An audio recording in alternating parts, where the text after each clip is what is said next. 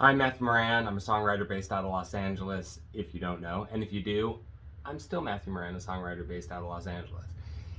This is our first kind of foray into what we're calling Teaching Tuesdays, just a series of videos I want to put out every Tuesday that teaches some idea about songwriting, the craft of songwriting, recording, or even some of the technologies and tools I use to promote music, to organize my business, to collaborate with others, whatever it will be.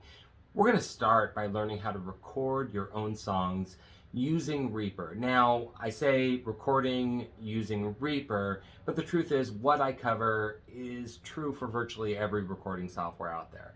I use Reaper, I have specific reasons. We'll talk about that a little bit. And I'm going to refer to my notes here from time to time to make sure I stay on track and don't go off on some wild tangent. So the first thing I want to say is I'm not coming to you as some engineer that's recorded all these bands. I'm not a Shelly Yakis. I'm not Rick Beato. I'm not Al Schmidt. I'm not those people. I'm just a songwriter sitting at my house that wanted to record my own stuff in a serviceable way. I wanted to put out decent recordings. And I really shied away from that. I'd let that, oh, those are experts in audio. Even though I write software, I do all this other stuff. I had done some just very basic stuff and never really jumped into it. And then COVID hit, and we spent a lot more time kind of being at home. And so I decided that this would be a good time for me to jump into recording in a more full-featured way. And I'm glad I did, because I feel like what I'm putting out is much more serviceable. It's placeable, it's getting listened to, people enjoy it. And I enjoyed the process a lot more that I got more knowledgeable. So what we're going to cover today is the basics of hardware, connecting it to your computer, and then ultimately how I go about recording a song, the basics of doing that. I'm not going to cover things like auxiliary buses and effects that you can apply and all the other things that come with it, using folders that I use to organize my recordings, stuff like that. We'll get to that in some future episodes, and if there's something you want to learn, I'm happy to cover it. Just leave a comment and I will try and include that on the list of things to cover. I think I may publish a list of things that are coming up, so you have something to look forward to. But for now, we're going to cover the basics of recording. This is not going to turn you into a world-class producer, but it's going to get you started, at least on the process, and also maybe remove some of the fear and apprehension of doing so. And if I do that, then I've accomplished my goal, and that would be a worthwhile activity. So also, I believe in the philosophy that Derek Sivers, who was the founder of CD Baby, he kind of has this idea of if you learn something and then you do it, you should teach it. And it solidifies it in your mind. It helps you kind of fill in the gaps that you didn't understand. It kind of forces you to codify what you do. So that's why I enjoy teaching, whether it's technology or guitar or whatever else. So we're going to cover the basics of that. I'm going to put up a graphic that shows you the basic signal chain of recording an audio signal. Now, we're not talking about MIDI, we're not talking about EDM, we're not talking about a connected drum machine or a connected keyboard controller of some kind, which I use and we might cover in a future episode. We're covering an acoustic sound. It could be my voice, it could be my guitar, which we'll use today, it could be tambourine, shaker, all things that this microphone will catch. So anyways, let's look at the signal chain and what we're going to learn about. So the signal chain is basically the audio source, the graphic on the screen, the audio source to a microphone, to an XLR cable, to our audio interface, which connects to the PC via USB device, or a USB cable, which usually comes with your interface, and then ultimately into the recording software, the DAW, the digital audio workstation. So I'm also going to cover what my gear is, but that doesn't mean that's the gear you need. You can get by with less expensive stuff. Now, I don't have super high-end stuff, and I don't have super, bargain basement stuff, but I will tell you, I started with the most basic of interfaces, a UR22, Steinberg UR22 is like 60, 70 bucks, and I think it was like a $60 or $70 MXL condenser mic. That's what I started with. But I'm going to go through what I have now and things that you might want to consider. So first of all, you'll need something that your microphone can sit on. I have a boom stand, a boom microphone stand. I use ProLine, put up my list of stuff. I use ProLine, although that's not, I buy other brands at times, but those run around 50, 60 bucks, something like that. And you can get things a lot less expensive. I was just online, I saw a boom microphone stand for like 20 bucks. But what I will tell you is those things wear out really fast. So you might replace 3 or 4 of them at the time that you replace one ProLine. You will have to replace either at some point. Things just wear out.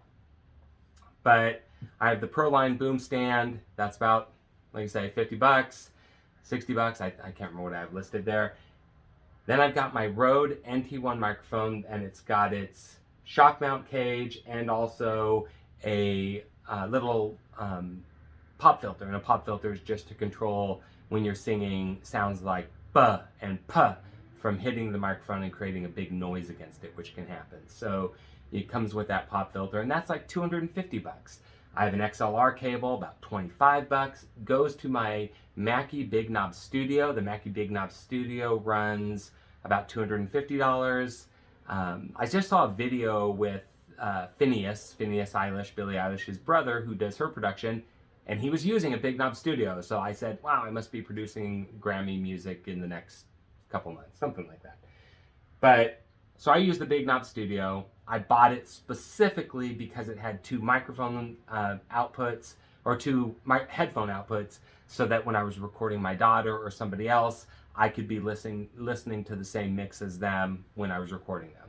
And also its ratio of mix to volume in my headset of my input was just much better. It's much more flexible compared to what I was using when I had the UR22. But I will tell you, I just listened to a podcast with the Joe Pug's podcast, The Working Songwriter, and Israel Nash uses a Steinberg UR22 and like a $70 condenser mic. So he's putting out albums and he's touring. So just something to consider. It's not going to be the equipment that stops you from getting decent, serviceable recordings. It's going to be just the time you take to practice and, of course, the craft of songwriting, which also we'll cover in another video. But either way, so from my Mackie Big Knob Studio, that was about 250 bucks. We go into my PC. I have a Dell XPS 15 with a 1 terabit SSD drive. It's got 32 gigs of memory. It's kind of blown out because I do software development as well. I do some videography. I do some other graphic stuff. So I just wanted something that was going to run fast. I figured I deserved it. I earned it. I do consulting work. I might as well. But I also recorded on a $750 8 gigabit machine for a couple years, and it worked fine. So just understand, I'd recommend be around 16 gigs if you can, because I think you'll really find it, you run into fewer problems across the board for all sorts of reasons. Also, I would do a true Intel processor if you can. So that's the microphone, or that's the PC. And I'm not including that as the total cost because you probably already have a computer and it's probably serviceable for this kind of stuff. And then finally, Reaper, the software Reaper, $60 for the discounted version, $225 for the commercial version. The difference between those two, non-existent. It's the same software. Reaper uses the honor system. If you're running a studio, if this is what you do as a profession and you're going to use Reaper, they want you to spend 225 bucks. If you're a hobbyist, just getting started, don't make much money, then $60 is fine. Now, I've gifted several $60 subscriptions to people to get them started because I completely believe in what they're doing at Cockos, which is the company that creates Reaper. It's amazing. They put out updates frequently if they run into something or new feature request, but it runs almost flawlessly. I think I may have had it crash one time in 2 years, and that's probably because my computer hadn't been turned off in a couple weeks and rebooted. Runs great. It's super fast. Super great on memory utilization. It runs all the VSTs, which are plugins for effects and virtual instruments. It has a great MIDI interface. So believe me, it is full featured, hugely flexible. It's got a great community of people that support it, both the forums on Reaper, several Facebook groups. They have a Discord server. I'll have links to all that stuff in the description of this video. But I am sold on using Reaper as a recording software, and particularly if you're a songwriter and going to be recording at home or in a small studio setup. It's absolutely amazing. So that's kind of my advertisement for Reaper. I'm not paid for the advertisement or being this effusive about how much I enjoy it, but it is an amazing piece of software. Now, as I'm going to refer to the notes, make sure I cover everything. So I've gone over the signal chain, I've gone over my gear, kind of the cost of my gear. I think it puts it around $750 is about where it's at. And now let's talk about recording. Talk about Reaper, let's talk about the recording. Once you've installed the software for your device, which sometimes you'll plug in your device and Windows or Mac will just recognize it. Other times you have to get the software specifically for it. In the case of Mackie, they have a specific driver that you go to their website, you install their driver, and it makes your interface available to your computer, which makes it available in Reaper. So you want to do that first. And then you always want to make sure that you check from time to time that you have the latest version of the software in case they fixed anything, any issues with latency or buffering, things like that. So that's just as a general rule, when you get your equipment, find out about their software, see if they have a website where you can download the latest version, even when you've just purchased it, because sometimes it might have been sitting at the store for 6 months and a new version of the software came out. So definitely do that. So once you do that, then it's a matter of beginning to record your music. And that's where we're going to spend our time. And I'm going to explain my process for recording a song, laying it down. So I'm not going to show you I have a template I use in Reaper that lays out all these different tracks. So in case I bring in drums and percussion, I've got folders and everything organized. It's all color coded, which we'll cover in a future tutorial. But at its most basic, this is the process. The process is first for me to record what I call a scratch track, or I guess what is called a scratch track. I didn't invent the term. And all that really is a sonic or audio map. And I'll explain why you would consider doing it.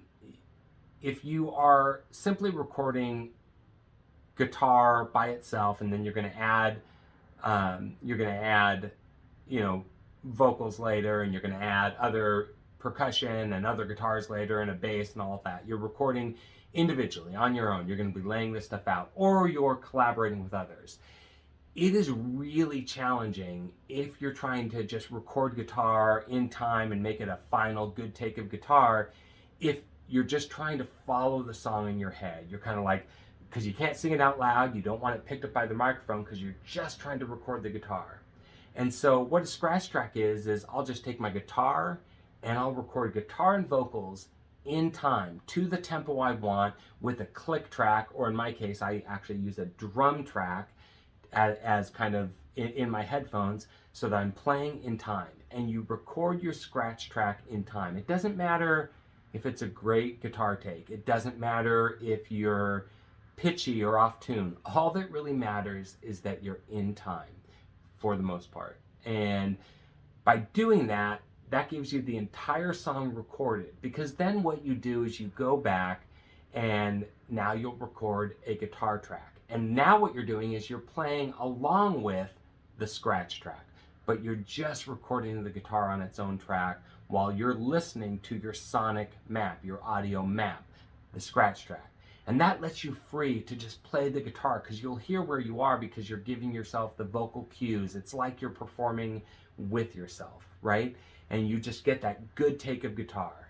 Then what I'll do is I'll go back and I will mute the scratch track. I no longer need it. I've got my sonic map.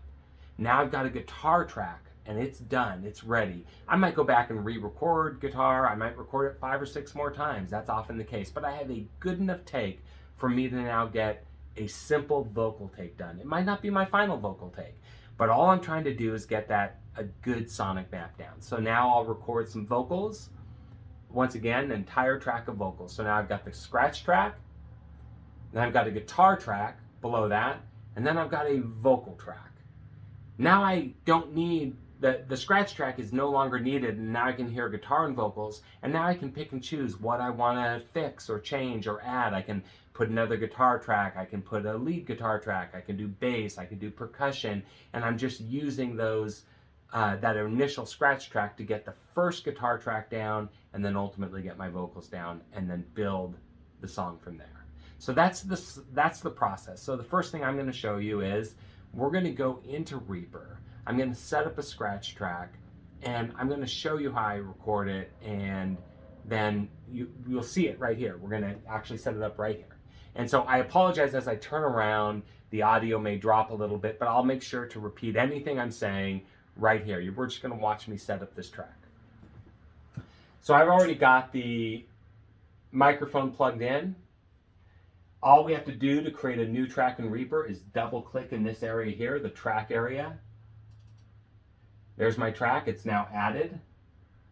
And now one thing I know is I have not turned on, well, look, I can arm the track. This is this little red button here.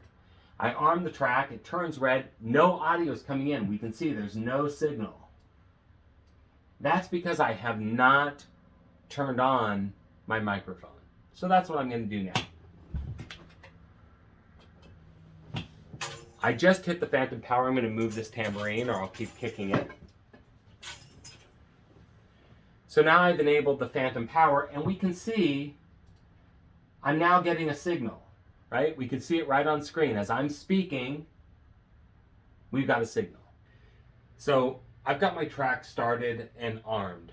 Now I'm going to show you how I get the timing, and that's using the Reaper's beat per minute tap process. So we can actually use our mouse and click to the beat. So I know I'm doing my song, The Tide, which really is going to run at about like this. Here's how the song goes.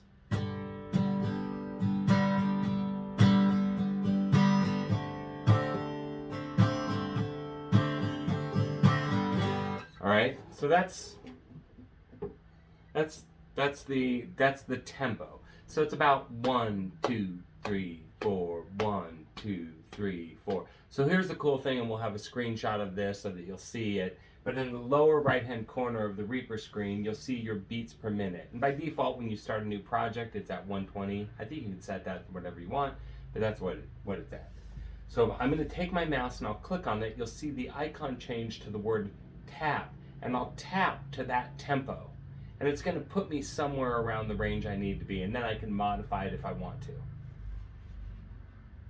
So in the lower right-hand corner, tap, tap, tap, tap, right? And it's put me at about 108. Now I'm going to tell you I know the song's at 105 is about where I like to be, but I wanted to show you the process. So I'm going to put it at 105, which all you have to do is double click on the number and type in the beats per minute you want. So you can set it to whatever you want.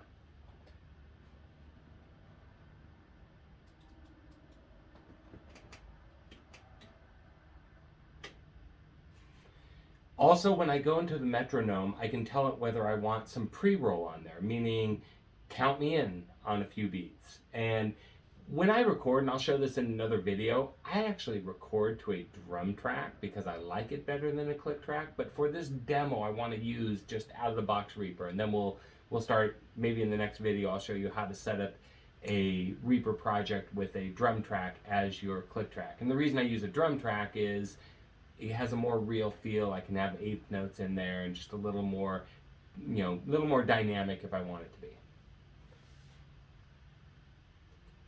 So I right mouse click on the metronome icon, and it brings up my metronome settings.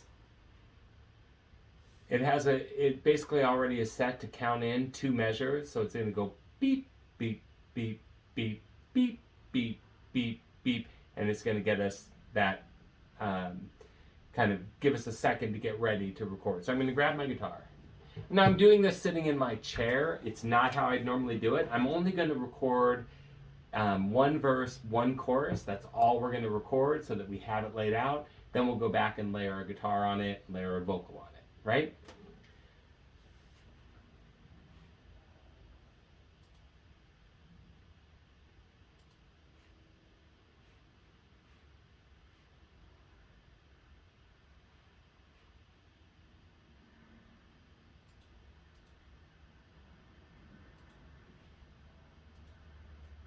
I'm going to do a test first.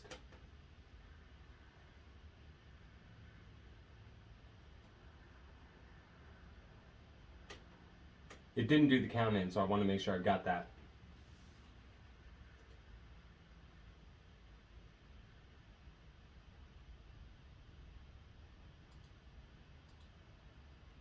Okay, I had to click do count in before. Sorry.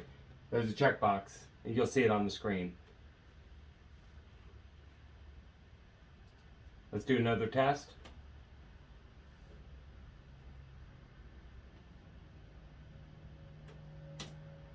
Okay, so that worked perfectly. So now we're gonna record our scratch, and I don't care where I'm sitting.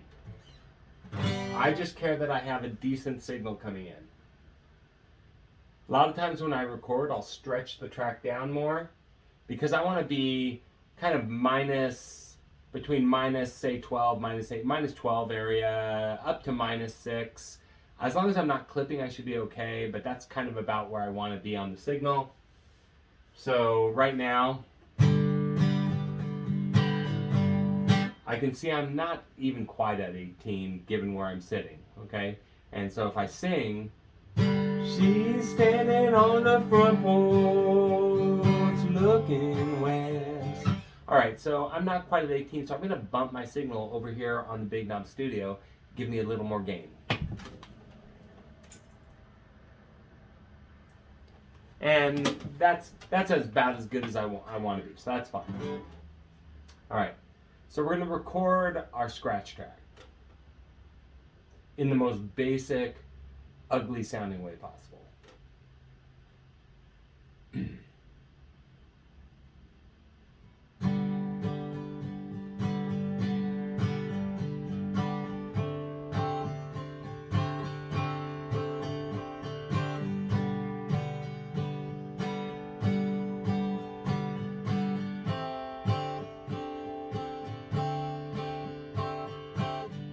She's standing on the front porch.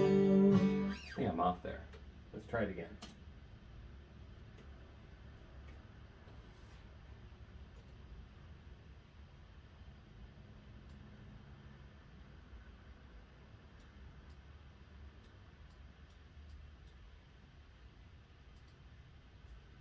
Then my click louder. All right, so we've got the click track ready. We're going to record the scratch track. That's loud.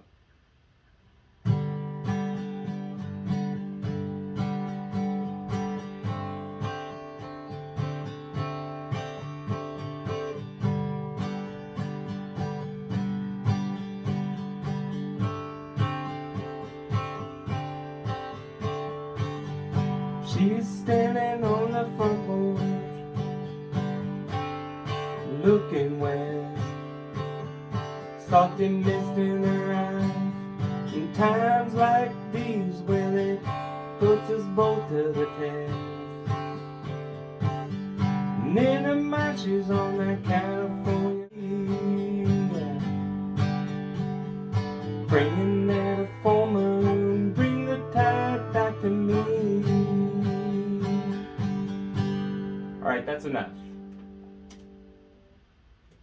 So there's our scratch track. That's recorded. Now I'm just going to record guitar to that scratch track. I'm also going to turn down my metronome a little bit.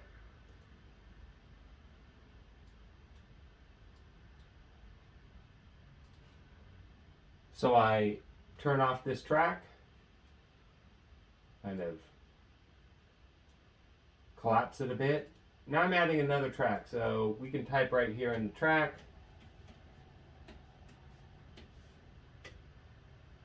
Typed in scratch.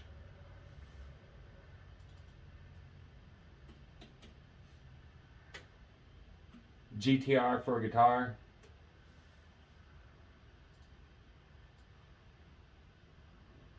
And now I'm going to record the guitar alone. I don't need to have, I'm going to turn off recording monitoring because otherwise I start hearing an echo. I'm just going to record the guitar track, listening to the other track. So I'm going to hear the volume. I want to hear how it sounds. Okay, I can hear it in the background. Time is pretty bad, but that's all right. It'll get us there.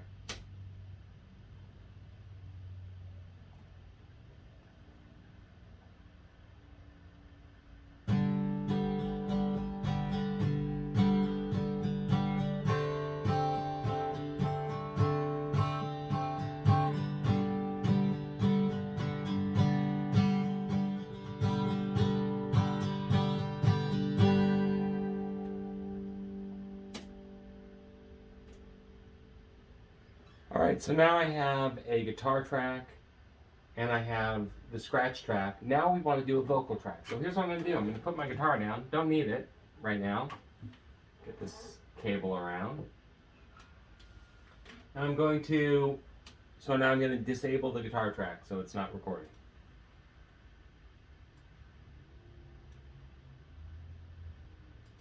I muted my scratch track. I don't need it anymore. As a matter of fact, I'm going to turn off the metronome too because it's annoying. And I'm just going to hear the guitar and my vocals. So now we're going to create a new track by double clicking. Typed in vocals.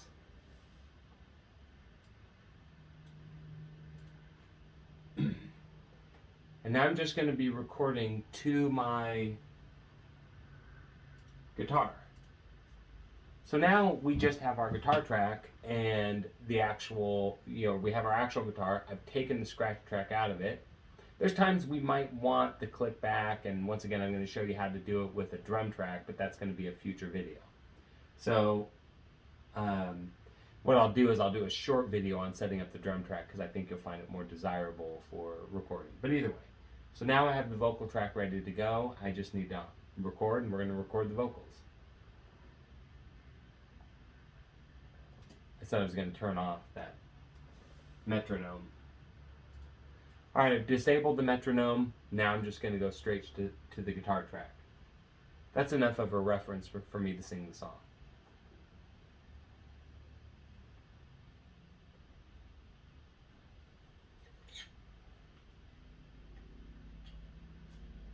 Put our pop filter on.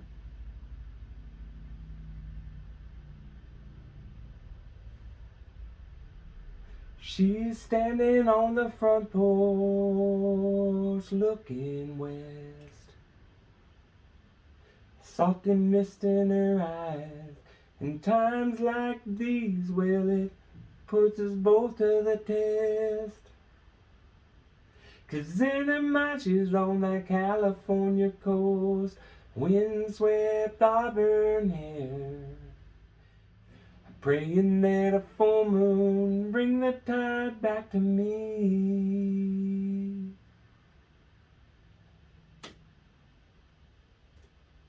Alright, so now I have a guitar track and a vocal track. I could add anything else. This could be an entire song. And that's really it. That's my process. Scratch track to a click. Really, we're going to do it to a drum track, and I'll show you how to do that. But a scratch track, which has the entire song as a sonic map. Then I record guitar. Then I do my vocals again so I can get rid of the scratch track. And now I can start layering anything on there that I want. So that's really the process that I use for recording with Reaper. I understand this is super basic, but hopefully this gets you started if you've been wary to get started on recording your own stuff. If you have specific questions or a topic you want me to cover, I'd love to cover it. But other than that, hopefully you found this helpful and this gets you started on the path to recording your own music. Thanks for tuning in.